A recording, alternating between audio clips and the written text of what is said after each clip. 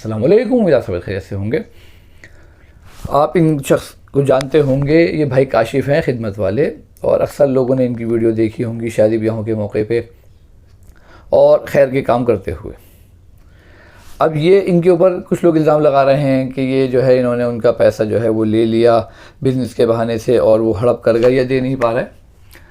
अल्लाह हम सब की हिफाजत फरमाएँ और इस तरह की किसी भी हालात से जो है अल्लाह ताला हम लोगों को दूर रखे।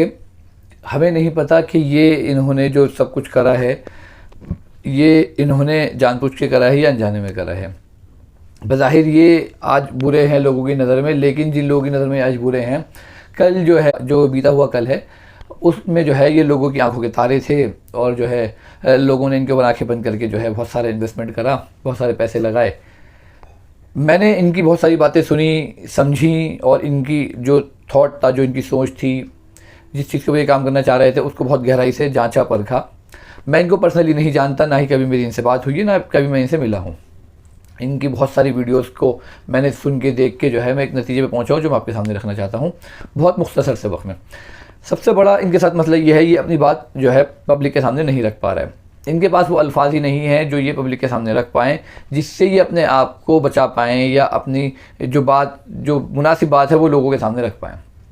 बज़ाहिर ये शख्स नेक था, दीनदार था, खैर के काम करता था, फिर अचानक ऐसा क्या हुआ जो इसको धोखेबाज जो है बनना पड़ा। शुरू में ऐसे हालात नहीं होंगे, शुरू में इन्होंने जो है कोशिश करी होगी देने की, जो बज़ाहिर मुझे नज़र आ रहा है, लेकिन जब इनसे मामला हाथ से निकलता चला गया, लोगों को प्रेशर आया, तो फिर इनके ही बकौल जो मैंने इनकी बातें सुनी हैं वीडियोज़ के अंदर, इन्होंने जो है वो टोपी हेलमेट करने शुरू कर दिए, इससे लिया उसको दिया, उससे लिया उसको दिया। कोई भी शख्स होता है समझदार, इज़्ज़तदार, अपनी इज़्ज़त बचाने के लिए ऐसा करता है कि अगर किसी का उधार नहीं दे पा रहा तो उस वक्त उस परेशानी से निकलने के लिए किसी और से झूठ बोल के लेगा और फिर झूठ बोल के दे देगा। यहाँ इंसाफ से कुछ गलतियाँ हुई हैं, लेकिन क्या सारी गलतियाँ इन्हीं की हैं या पूरे कसूरवार ये हैं या वो लोग भी कसूरवार हैं जिन्होंने इनके ऊपर भरोसा करा और इनको पैसा दिया? यानी जिन लोगों ने इनको पैसा दिया है, क्या वो भी कसूरवार नहीं है? क्या उन्होंने खाली इनके भरोसे के ऊपर पैसा दिया था? तो मैं कहूँगा नहीं, उन्होंने भी जो है अपने मतलब के लिए, अपने मफाद के लिए इनको पैसा दिया था। हमने जो इनकी बातें सुनी तो हमें एक अंदाज़ा हुआ कि इनको फाइनेंस करने वाले, इनको पैसा देने वाले दो तरह के लोग थे। एक वो थे जो कार खैर में लगे हुए थे और जिनका मकसद कमाई नहीं था, वो सिर्फ खिदमत खल्क करने के लिए इनसे जुड़े हुए थे, इनको पैसा दिया था। दूसरे वो लोग थे जिन्होंने सोचा कि ये तो कोई इन्वेस्टमेंट की कंपनी है जिसमें हम पैसा देंगे और हम इन्हें प्रॉफिट लेते रहेंगे। अक्सर हमारे माशरे के अंदर ऐसा देखा जाता है, लोग बिल्डरों को और ना जाने किस किस को जो है वो पैसा दे देते हैं और वो प्रॉफिट की उम्मीद लगाते हैं कि भाई हमें तो हर महीने प्रॉफिट मिलता रहेगा। देखिए, इस बात को अच्छी तरीके से समझ लीजिए, इन्होंने भी अपना कॉन्सेप्ट क्लियर नहीं करा, अभी तक ये अपना कॉन्सेप्ट क्लियर नहीं कर पा रहे और ना ही मैं इनकी कोई हिमायत कर रहा हूँ। ये कह रहे हैं कि मैं तो प्रॉफिट दूंगा। अरे तो भाई लॉस कौन झेलेगा? अब अगर ये कहते हैं लॉस मैं झेलूंगा तो फिर ये तो 1 करोड़ रुपए के अंदर अंदर आ गए, क्योंकि इनके पास फिलहाल बज़ाहिर देने के लिए कुछ भी नहीं है। इनके पास तो बेचारे के पास 5,000 भी नहीं देने के लिए। अल्लाह इनकी हिफाजत फरमाए।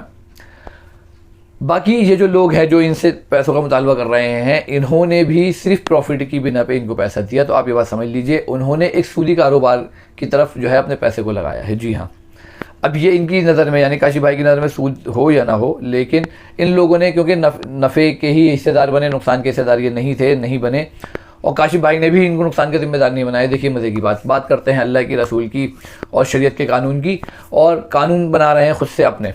यानी कि कोई भी कारोबार जिसमें नफ़े का जिक्र हो और नुकसान का जिक्र ना हो और आप सिर्फ प्रॉफिट के हकदार हों और उसके अंदर सिर्फ आपको या तो प्रॉफिट मिले या आपकी रकम पूरी वापस मिल जाए, यानी पैसे के बदले आपको पैसा मिलता रहे, तो वो सूद की शक्ल होती है। पैसे के बदले पैसा अगर आप लेंगे तो वो सूद होगा। आपने किसी को 1 लाख रुपये दिए हों, 10 लाख रुपये दिए हों, उसके बदले में आपने कोई रकम फिक्स कर ली तो वो जो है सूद की शक्ल में होगा। और अगर आप उसमें नुकसान झेलते नहीं हैं या नुकसान की शक्ल को आप बर्दाश्त नहीं करते, तो ऐसे कारोबार को इस्लाम जो है वो जायज़ करार नहीं देता, जिसमें सिर्फ आपको प्रॉफिट से मतलब हो, नुकसान से कोई मतलब नहीं हो। चाहूँगा अब एक चीज़ ये भी है कि इन्होंने जो है ये तो कह दिया कि भाई मैं लोगों के पैसे दूंगा। ये अपनी बात अभी तक क्लियर नहीं कर पा रहा है कि इनको नुकसान हुआ कैसे। अगरचे ये पॉइंट हमारे सामने आ जाए तो शायद हो सकता है कि हम इनकी नीयत के ऊपर शक ना करें। अभी तक तो हम इनके ऊपर शक कर रहे हैं, ये घरे में खड़े हुए हैं और ये जो है एक मुजरिम और एक चोर, एक बेईमान, एक फ्रॉडी बन के जो है लोगों के सामने पेश हुए हैं, जैसे कि लोग कह रहे हैं।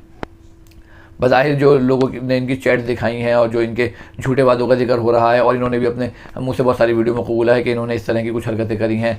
कहीं गुस्से की वजह से इन्होंने किसी को माल नहीं दिया, कहीं कुछ इन्होंने लोगों के कमेंट्स के मैसेज जो है वो डिलीट कर दिए, और कहीं जो है किसी के कोई जेवर लेके आगे किसी को बेचने के लिए दे दिए। उधार उतारने के लिए। मकसद कहने का ये है कि इन्होंने भी जो है कुछ शुरू करा था अल्लाह रसूल के नाम पे, लेकिन ये भी जो है दुनियादारी के चक्कर में पड़ गए।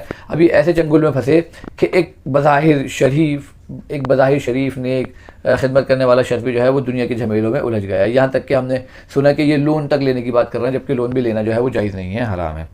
तो देखिए, नेकी का काम भी आप करिए, ज़रूर करिए, लेकिन अपनी औकात और अपनी बिसात के हिसाब से करिए।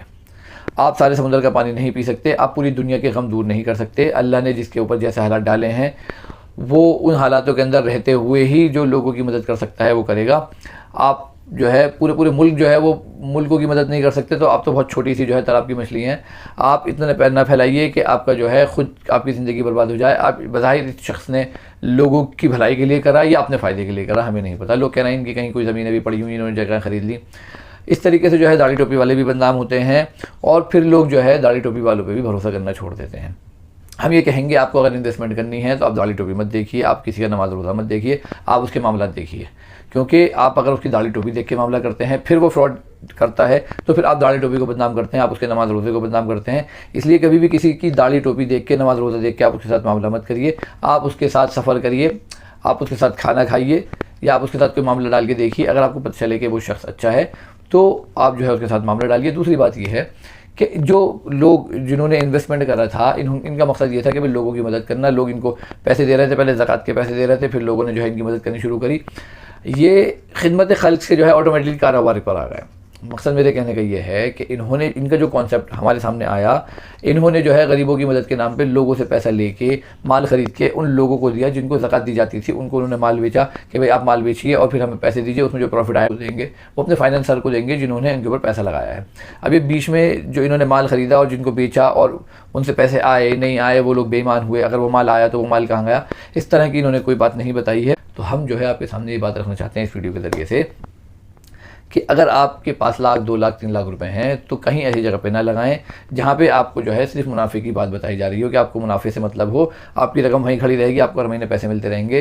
तो ये जो है वो सूदी निज़ाम होता है और कहीं ना कहीं ये काशिफ भाई भी इसमें फंस गए और इनका जो नुकसान हुआ या इनकी जो बर्बादी की वजह हो सकती है, उसमें एक वजह ये भी है कि इन्होंने जो है शरीयत का नाम लेके, अल्लाह रसूल का नाम लेके एक ऐसे निज़ाम को कायम कर दिया जो कि बज़ाहिर जो है सूदी निज़ाम दिख रहा था। अल्लाह हम सबकी हिफाजत फरमाए। कोई भी कारोबार करें बहुत सोच समझ के करें और जो तजुर्बेकार लोग हैं उनके पास पैसा लगाएं और उनसे जो शरीयत के हिसाब से है, किसी मुफ्ती, किसी आलिम के पास जाके बैठे, उससे समझें कि हम अपना पैसा इन साहब के पास लगाना चाहते हैं, हम किस तरीके से, किन शर्तों पे जो है पैसा लगाएंगे। फिर आपको वो मुफ्ती आलिम साहब बताएंगे कि आप अपने पैसे को किस तरीके से इन्वेस्ट कर सकते हैं जिसमें आपको नफ़ा भी मिलेगा और आपके नुकसान के भी चांसेस हैं। तो इस तरीके से अपने पैसे को इन्वेस्ट करेंगे तो इंशाल्लाह आपका दिल भी बड़ा रहेगा, आपको रहेगा कि अगर मुझे नुकसान भी हो सकता है, मुझे नफ़ा भी हो सकता है। इस तरीके से आपने पैसा लगा दिया और एक आदमी पर चढ़ जाएँ, उसकी भी कुछ पॉलिसियाँ गलत थी और आपकी भी पॉलिसियाँ गलत थी, तो दोनों ही पार्टियां जब गलत थी तो हम एक पार्टी को कसूरवार नहीं ठहरा सकते। इस केस के अंदर दोनों ही तरफ की पार्टियां कहीं ना कहीं कसूरवार हैं।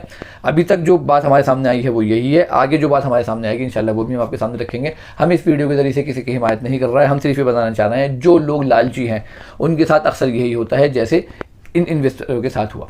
उम्मीद आपको यह समझ आ गई होगी। मेरी वीडियो आपको अच्छी लगे तो इसको लाइक कर सकते हैं। इसी तरह की मेरी वीडियो आपको मिलती रहे तो अपने चैनल को सब्सक्राइब कर सकते हैं और आप मेरी वीडियो को सब अपने से शेयर कर सकते हैं। अल्लाह हाफिज़।